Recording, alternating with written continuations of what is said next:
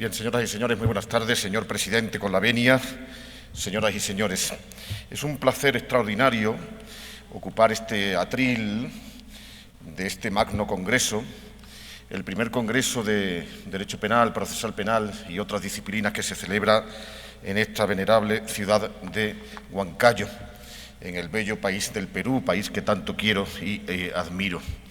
Permítanme que comience, señor presidente, con un cuento. Un cuento extraído de un librito de un escritor ítalo-portugués llamado Antonio Tabucchi, fallecido hace algunos años. El libro se llama Pequeños equívocos sin importancia. Pequeños equívocos sin importancia.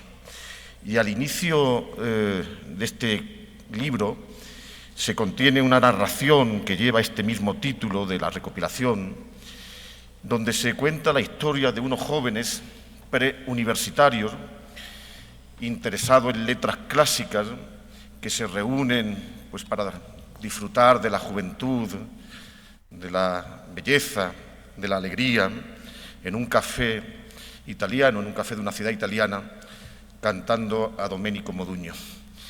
Y en esos días tiene que producirse la matriculación de estos jóvenes en la Facultad de Letras.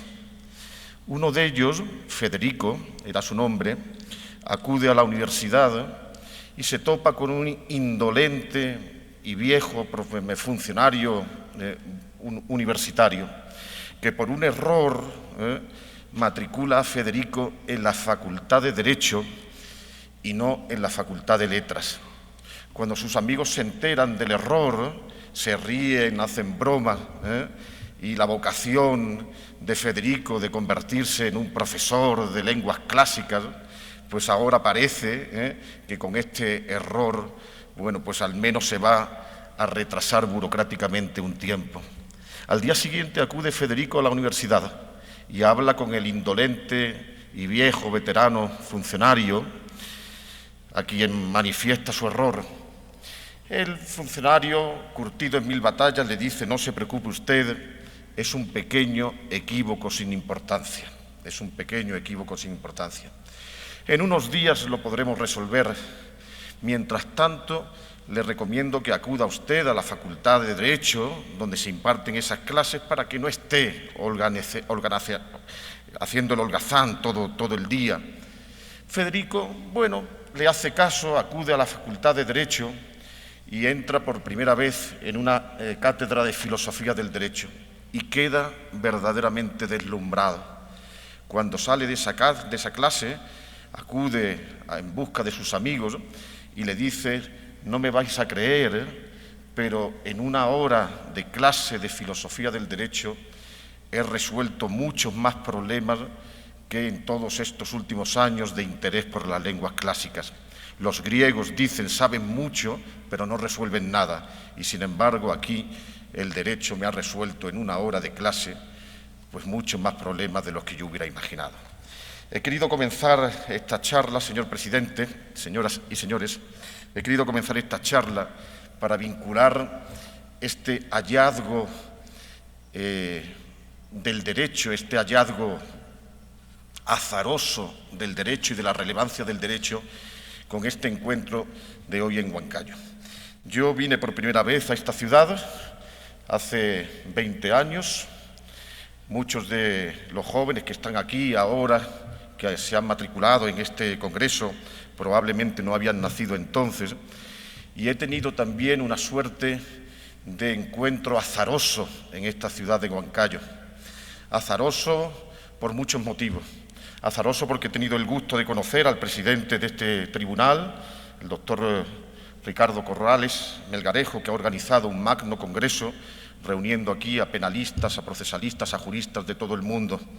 Azaroso también porque me he reencontrado con viejos y muy queridos amigos con quien me une una amistad fraternal. Aquí están sentados algunos de ellos, el doctor Edson Rivera, que entonces era profesor de la universidad que me invitó a mí hace 20 años y que ahora, al cabo de 20 años, he tenido el gusto de reencontrarlo, y mis queridos amigos y hermanos en el derecho penal, Ciro Cancho y Andrés Falcone, Con ellos tuve una amistad y un camino paralelo. Estudiamos en Alemania, tuvimos maestros conjuntos, intervinimos en congresos, en actividades y también, como esos jóvenes del cuento, teníamos tiempo para el esparcimiento y también pues, para la alegría. Y además también me ha dado mucha alegría encontrar en este encuentro azaroso la participación de varias universidades de gran prestigio, una de ellas la que, auspiciando, colaborando con el tribunal, pues asumió los gastos de mi invitación, y yo le agradezco especialmente esta deferencia, la Universidad Señor de Sipán, cuyo centro se encuentra en la ciudad de Chiclayo, a la que también iré invitado por esta universidad, Señor de Sipán, en septiembre próximo, dentro de un par de semanas, y que me ha dado también mucho gusto pues encontrar como auspiciadora en este encuentro. Agradezco, por tanto, señor presidente, esta oportunidad que me han brindado, y también agradezco al doctor Napoleón Cabrejo pues el que hayan incorporado mi nombre junto a una selecta nómina de extraordinarios juristas que me ha dado, pues como digo, la alegría de permitirme encontrar en este encuentro, voy a utilizar una palabra moderna, serendípico, la palabra serendipia, que tiene un origen literario, el príncipe de Serendip, se utiliza precisamente como para mencionar un hallazgo azaroso, una oportunidad grata, inesperada, pero en todo caso extraordinariamente grata. Esto es para mí este encuentro aquí en Huancayo con estos amigos, con estos compañeros al cabo de 20 años. Bien, el tema que a mí se me propuso es el tema del derecho penal como imputación. ¿Quién responde penalmente de qué? Realmente el derecho penal trata esencialmente de esa cuestión. ¿Quién responde penalmente de qué? Se trata de una cuestión, por tanto, de un reparto de responsabilidad. Se trata, por tanto, de una distribución competencial a quien se atribuye responsabilidad por el hecho de la infracción de una norma. Esta pregunta fundamental del derecho penal, ¿quién responde penalmente de qué?, desde luego ha sido contestada, respondida a lo largo de los años de manera muy diferente. Si echamos la vista atrás en la historia, en la evolución, en la genealogía dogmática jurídico-penal, podemos ver que desde el siglo XIX hasta ahora ha habido sin duda pues, varias aportaciones, varias respuestas de diferentes escuelas en diferentes épocas que intentaban ofrecer una respuesta a esta pregunta fundamental. No me voy a referir, no es esto una charla de historia del derecho penal, no me voy a referir a esos sistemas clásicos, únicamente mencionaré, que como todos sabemos, como hemos estudiado en las aulas universitarias, únicamente mencionaré que el sistema del causalismo, la teoría causalista, durante muchas décadas, todavía hoy presente en algunos tribunales, en algunos países, esta escuela del causalismo intentó vincular la respuesta jurídico-penal con un concepto clave, fundamental, que era también un concepto fundamental entonces de las ciencias naturales, que era la causalidad. Los autores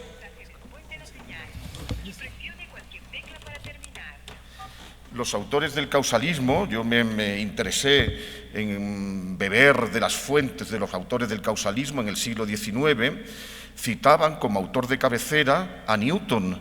El concepto jurídico-penal de causalidad se fundamentaba exactamente en los aportes que Newton había hecho a la física. Y entonces hacían depender la relevancia penal de una conducta de la constatación de un nexo de causalidad física entre una acción y un resultado. Si entre una acción de disparo y un resultado de muerte se podía establecer un nexo de causalidad, entonces la acción de disparo y el autor de la misma adquirían relevancia jurídico-penal. En todo caso, fíjense ustedes que la pregunta jurídico-penal se hacía depender, como digo, pues de una constatación física de ese elemento de la causalidad. Ya en el siglo XX, otros grandes autores, encabezados por Welsel, uno de los grandes penalistas y filósofos del derecho alemanes del siglo pasado, me sustituyó ese criterio de la causalidad por otro criterio, el criterio de la finalidad. Alumbró de ese modo, en el curso académico 1930-31, pues la doctrina conocida como finalismo, teoría de la acción final o finalista. Este concepto de finalidad era un concepto complejo que tenía un elemento interno, digamos, la finalidad interior del sujeto, y un elemento externo, la manifestación en el mundo exterior de esa finalidad. Bueno, pues adquirió desde luego una relevancia, una difusión científica extraordinaria. En Alemania pronto se convirtió en una teoría pues, dominante sobre la base del concepto de injusto personal, y en otros muchos países, en España y en otros países también hispanoamericanos y asiáticos, también adquirió una relevancia extraordinaria merced a la obra magnífica de Welzel y de gran parte de los autores que siguieron el finalismo, por ejemplo, en Alemania, por ejemplo, en Múnich, el profesor Maurach, que a su vez después dio lugar a una escuela extraordinaria en la que se encontraba, por ejemplo, un profesor fallecido recientemente, el año pasado, de grato recuerdo, el profesor Schröder, maestro de mis amigos y compañeros, pues Andrés Falcón y Ciro Cancho. Bien, esta teoría del finalismo pretendió sustituir y superar las incoherencias, las incorrecciones que se producían con la teoría causalista, y sustituyeron estos autores el concepto de causalidad por otro concepto estrella, que era el concepto de finalidad. La acción es ejercicio de actividad final o finalista, decía Welzel, es decir, finalidad ejercitada, finalidad puesta en escena. Bien, yo no quiero hacer la historia muy larga. Esta teoría finalista tuvo una gran aplicación directa, natural aplicación, especialmente a los delitos dolosos, en los que existía de manera clara una identificación entre lo que el sujeto quería, lo que el sujeto realizaba y lo que el sujeto finalmente conseguía. Sin embargo, la aplicación de la teoría finalista a los delitos imprudentes, a los delitos culposos o imprudentes, siempre fue mucho más dificultosa. Para decirlo con palabras más autorizadas que las mías, las de un extraordinario penalista fallecido desgraciadamente hace un par de meses, a edad provecta, el profesor Rotzin, uno de los más grandes penalistas del último siglo y probablemente de todos los siglos, decía Rotzin: nunca consiguieron los finalistas explicar de manera convincente la dogmática de los delitos culposos e imprudentes. Porque precisamente en estos delitos no podemos describir la producción de un resultado mucho más azarosa, como en ese ejemplo serendípico literario que acabo de mencionar. Nunca se puede explicar pues, la producción azarosa de ese resultado sobre la base de un elemento pues, cifrado en la finalidad. Bien, a mediados del siglo pasado, a mediados del siglo XX, algunos autores rescataron otro concepto, que es el concepto de imputación. Fíjense que estos autores de mediados del 20 no inventaron ese concepto, sino que lo rescataron, digamos, de los archivos del derecho penal, de los archivos históricos del derecho penal. En el siglo XVIII, algunos autores, por ejemplo, Pufendorf, un filósofo muy relevante en esa época, había utilizado el concepto de imputación, en latín imputatio, con un doble sentido, imputatio iuris y también imputatio facti, imputación jurídica, imputación fáctica. Y ese mismo concepto de imputación se había también desarrollado hasta época más reciente. Todavía a principios del siglo XX, el concepto de imputación era un concepto utilizado, evidentemente, en la discusión científica. Mencionaré solo dos libros fundamentales que se escribieron a principios del siglo XX en Alemania. Uno en el año 1903, llamado El concepto de imputación en Aristóteles, debido a un extraordinario jurista, muy poco conocido desgraciadamente en la actualidad, salvo los que hemos bebido en las fuentes alemanas, quiero decir, no ha sido traducido este autor, que se llamaba Richard Loening.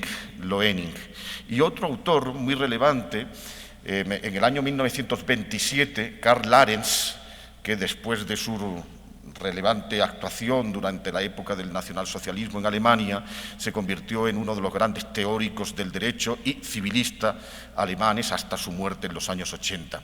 Pues Larens en el año 27 dedicó su tesis doctoral precisamente a la imputación en Hegel, en un filósofo alemán. Fíjense, el concepto de imputación se estudiaba en los filósofos, la imputación en Aristóteles, la imputación en Hegel, ese era el concepto de imputación. Por tanto, se trataba de un concepto mayormente especulativo, un concepto filosófico, no un criterio material de cuantificación de la responsabilidad, sino un criterio especulativo, es decir, más asimilado, digamos, al concepto de causalidad que al propio concepto de imputación como lo conocemos ahora. Pero a mediados del siglo XX, una generación de autores extraordinariamente relevantes rescataron ese viejo concepto y ahora sí lo dotaron de un contenido jurídico material, jurídico penal, no puramente especulativo, no puramente filosófico. Uno de esos autores fue un autor poco conocido llamado Harvick, que en el año 1957 publicó un librito pequeñito que bien merecería una traducción para su mayor difusión ahora al cabo de las décadas transcurridas, que es el concepto, que era un librito llamado El concepto de imputación. El concepto de imputación.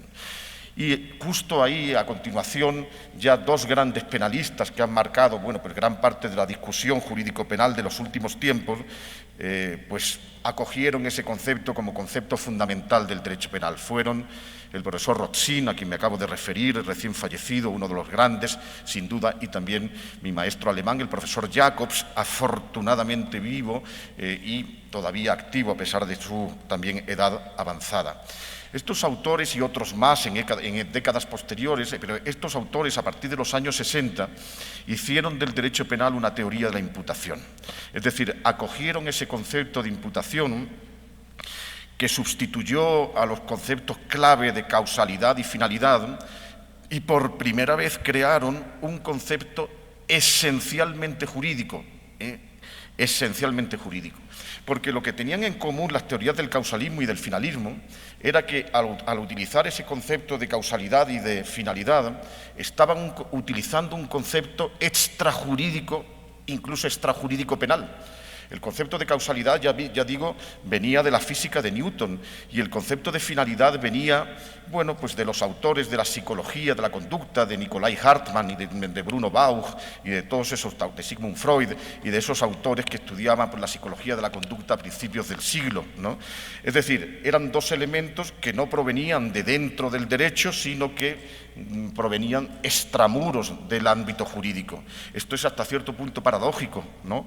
Que el derecho, para determinar qué es lo que sea penalmente relevante, tenga que echar mano de dos elementos que provienen de ámbitos científicos sectoriales ajenos, extramuros del ámbito jurídico. Eran, por tanto, dos elementos ontológicos que determinaban la relevancia del derecho penal. Yo creo que a partir de los años 60, estos autores de que les hablo, Rothschild, Jacobs y después pues una escuela importantísima, la de Maurach, la de Frisch, la de otros muchos autores, convirtieron al derecho penal nada más y nada menos que en una teoría de la imputación. Este concepto de imputación se convierte, por tanto, en el primer elemento normativo que explica la propia esencia del derecho penal. Y yo creo que este es el tránsito más relevante del derecho penal en el siglo XX, el tránsito de un derecho penal fundamentado sobre una base ontológica a un derecho penal fundamentado de manera normativa. Evidentemente existen muchas formulaciones diversas. La de Rothschild es una formulación, como digo, muy conocida. Rothschild no fue propiamente un teórico del derecho penal, un teórico, mejor dicho, un teórico de la imputación. Es decir, él no formula una teoría unitaria de la imputación llamada objetiva o normativa. Él es más bien, con todos sus méritos extraordinarios, él es más bien un tópico de la imputación. Tópico significa que utiliza diferentes criterios, topoi, el plural de topos, diferentes topoi para solucionar grupos de casos. En este sentido, el aporte de Rothschild fue extraordinariamente relevante. Algunos de esos topoi han sido y siguen siendo elementos fundamentalísimos para explicar la evolución, el desarrollo y la conformación del derecho penal en la actualidad. Dentro de esos criterios, de esos topoi, se encuentran, por ejemplo, el fin de protección de la norma o el criterio del incremento del riesgo. Yo creo que el derecho penal en la actualidad se conforma de manera extraordinariamente sugerente sobre la base de esos topoi que alumbró de manera brillante el profesor Rothschild. Y después el otro gran autor que también ha acaparado pues, gran parte de la discusión dogmática de las últimas décadas es el profesor Jacobs.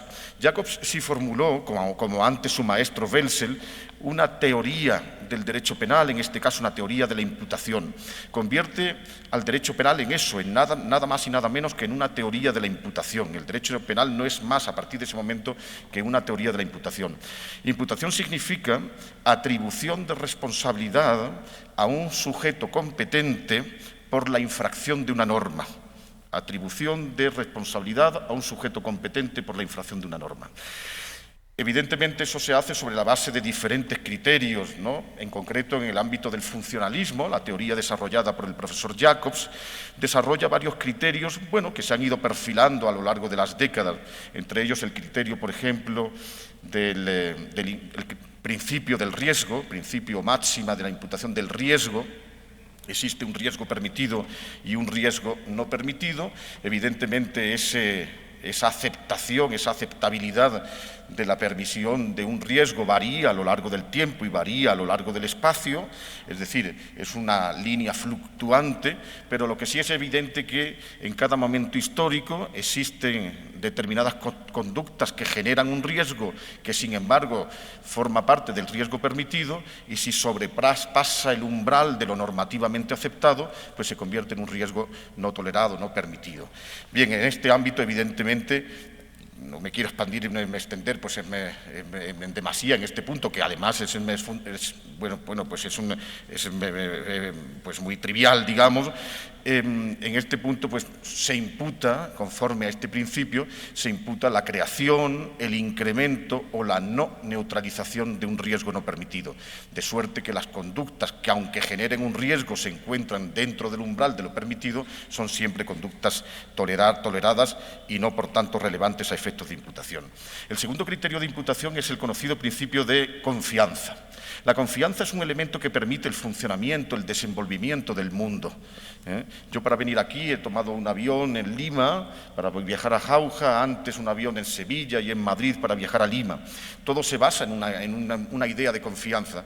Yo me monto en ese avión porque confío razonablemente en que la compañía que me portará pues, utiliza pues, aviones en buen estado de conservación y, por tanto, yo confío en que el avión no se va a desintegrar en pleno vuelo.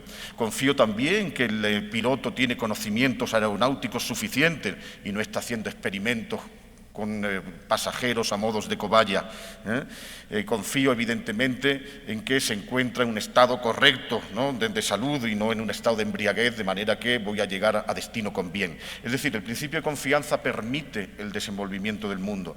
Yo cuando voy a un restaurante, pues confío en que los productos, la pachamanca, por ejemplo, que me van a servir, como la que el otro día disfrutamos tan rica en Chupaca, gracias a la generosidad del señor presidente, pues evidentemente está cocinada con productos, con ingredientes comestibles, de suerte que el comensal no va a resultar envenenado. Es decir, la confianza permite el desenvolvimiento del mundo.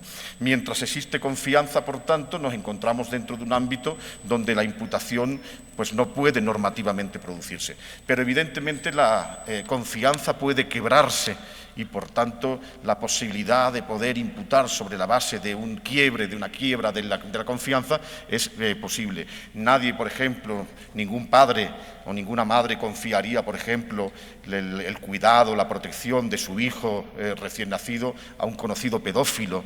Ningún empresario encomendaría la gestión de su cuantioso patrimonio a un conocido estafador.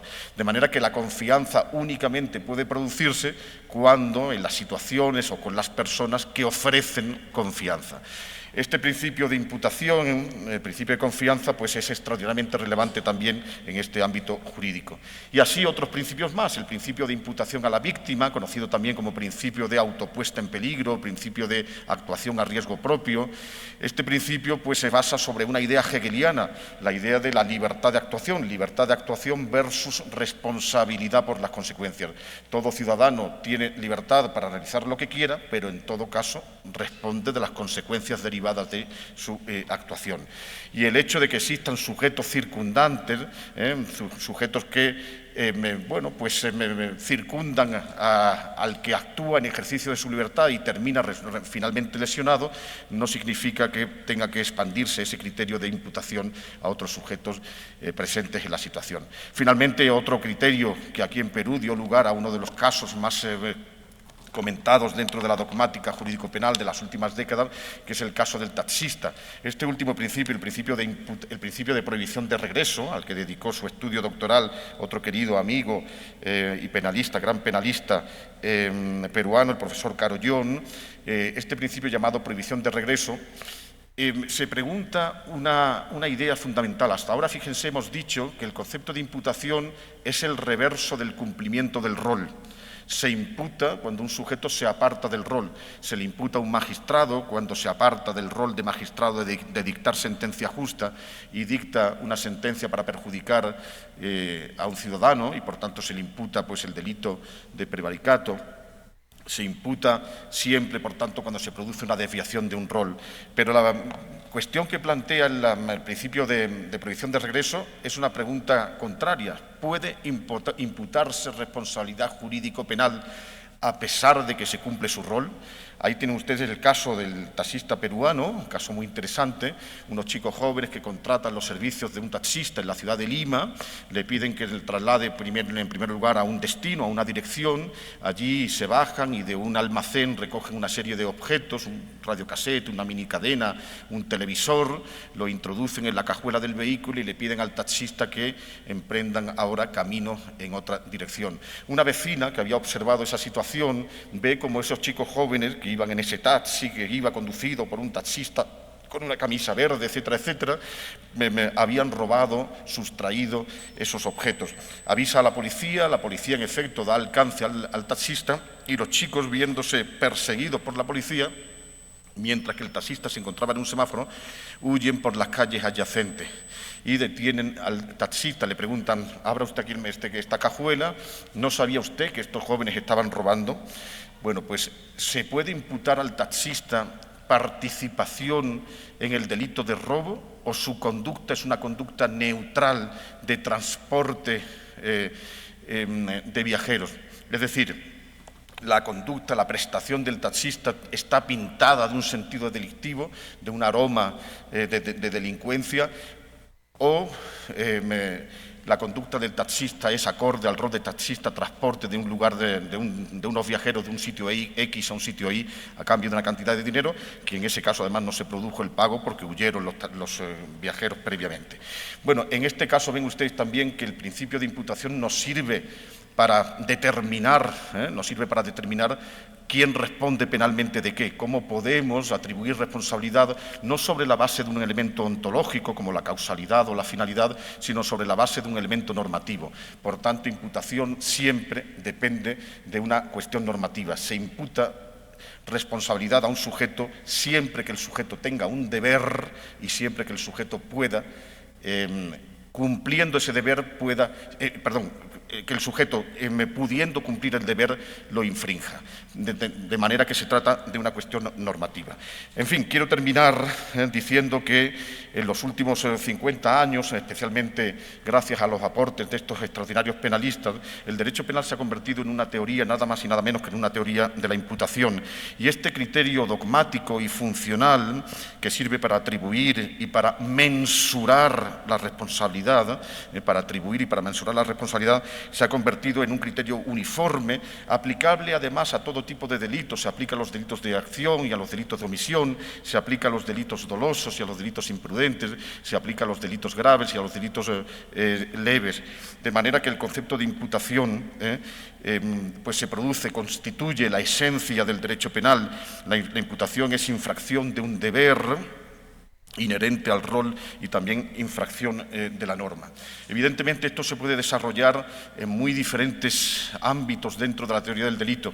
Hoy me ha obsequiado mi querido amigo y compañero, el doctor Falcone, con un libro publicado muy recientemente en España, Competencia e Imputación, que es además el tema mañana de su intervención, que yo les pido que escuchen atentamente, porque lo que he podido leer me ha privado de la siesta, el doctor Falcone, el día de hoy, porque lo que he podido leer de ese libro extraordinario, pues desarrolla de manera muy precisa, muy interesante, muy sugerente las diferentes, el sistema de competencia, como él le llama, de competencia de fomento, de competencia de respeto, de competencia de la víctima, etcétera, etcétera, que son criterios desarrollados sobre la misma base de esta idea del derecho penal basado en la idea de la imputación. En fin, solamente quiero decir, señor presidente, que la realización de este tipo de eventos no solamente produce un encuentro serendípico y para mí extraordinario, grato, sino también el desarrollo de la ciencia, porque precisamente en estos encuentros es donde se puede debatir, se puede conversar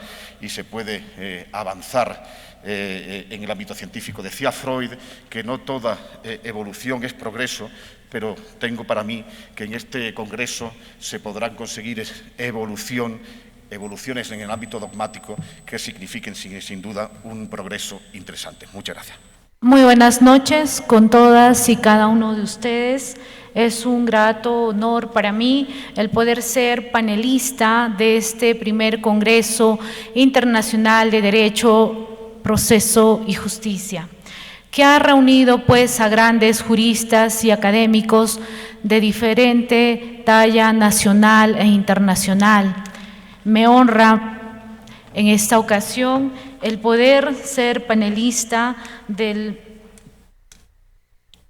doctor Miguel Polaino, a quien realizo un saludo cordial y también felicito por su brillante exposición acerca del derecho penal como imputación. ¿Quién responde de qué? Tema de gran relevancia y trascendencia jurídica que nos permite, pues, reflexionar acerca de las teorías casualista y finalista, como lo ha expuesto el ponente. Y resalto justamente la historia con el que él ha iniciado esta ponencia de un alumno, Federico, en el libro Pequeños equívocos sin importancia. Y es que en realidad en las aulas universitarias y en este tipo de eventos se puede resolver muchos problemas del derecho penal. El derecho penal, como muchos lo señalan, es parte del derecho público, que no solamente va a estudiar ese conjunto de conductas a quienes se les va a realizar determinada imputación jurídica, sino que también va a tener que ver con la protección de bienes jurídicos, tales como la libertad, la vida, la dignidad, el patrimonio y otros derechos. La imputación penal desde ya se ha venido desarrollando desde muchos años atrás, como se precisaba, con autores que han marcado la teoría en realidad de la imputación jurídica, como es el maestro Roxin y también Gunther Jacobs, que han podido desarrollar justamente las teorías de una imputación objetiva basado en esa conducta que va a responder por la realización de determinado hecho, una imputación normativa y una imputación subjetiva en relación al dolo y la culpa. Nuestra Constitución Política, en el artículo 139, inciso 15, precisa justamente que cuando una persona es detenida, tiene derecho a saber de manera escrita por qué se le detiene. Y ello implica, pues, realizar una imputación, pero no basada en un aspecto fáctico, sino también en un aspecto normativo, como lo ha resaltado el expositor. La imputación penal no solamente tiene una protección nacional, sino también internacional. En el artículo 15 del Pacto Internacional de Derechos Civiles y Políticos establece justamente que a una persona a quien se le acusa tiene derecho a conocer cuáles son las causas de esa imputación para poder así ejercer su derecho de defensa y contradicción. Entonces, ¿cuándo se habla de una imputación verdadera, real? Cuando justamente esa imputación que se va a realizar a una persona le va a permitir ejercer ese derecho de defensa, ese derecho de contradicción. Es así que pues la columna vertebral de un juicio es la imputación y esa imputación normativa. Pero también importa precisar que hoy en día, con el desarrollo de la tecnología, que a toda sociedad, pues sin lugar a dudas, ha traído un desarrollo tan convencional, pero también importa pues renovar ciertos conceptos tradicionales de lo que vendría a ser la imputación penal.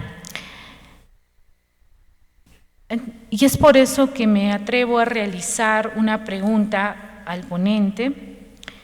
¿Cuáles son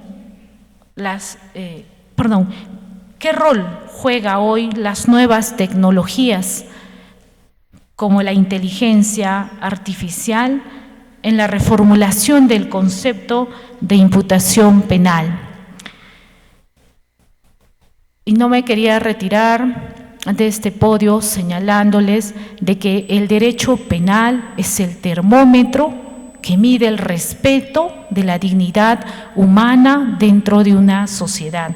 Agradeciendo desde ya la respuesta de nuestro excelentísimo ponente. Gracias. Bien, muy brevemente quiero felicitar a la profesora que ha realizado este comentario, ¿no?, de mi intervención. También lo ha hecho que si alguna vez me invitan para hablar de este tema y yo no pudiera acudir, con mucho gusto diré su nombre para que la inviten a usted y hable usted de este tema. Bien, la pregunta que me formula es pues muy relevante. No solamente se debe circunscribir al ámbito del derecho penal o al ámbito de la imputación, sino en un ámbito más grande. ¿Cuál es el rol que puede tener o que va a tener en un tiempo futuro, inmediatamente futuro, el papel de la inteligencia artificial en el ámbito de la Administración de Justicia? En España ya existen algunos magistrados, por ejemplo, don Manuel Marchena, magistrado hasta hace muy poco, presidente de la Sala Segunda del Tribunal Supremo Español, que ha debatido o ha comentado pues, en diversas conferencias y publicaciones sobre el juez robot, el juez robot que en los próximos años pudiera sustituir al juzgador de carne y hueso y el intelectual que, por tanto, con este sistema de aplicaciones pueda ofrecer, introduciendo una serie de variables, pues una respuesta plausible. Yo permítame que sea moderadamente escéptico sobre esa materia. Creo que el juez robot forma parte por ahora más de la ciencia ficción que de la realidad jurídica y que por mucho que la inteligencia artificial o la ignorancia natural, que también incorpora esa inteligencia artificial, pues se desarrolle, yo creo que nunca podrá sustituir a la figura del intelectual, del juez, del juzgador, que ofrece una solución a un caso después de analizar pues, las diferentes posibles soluciones. Nada más, muchas gracias.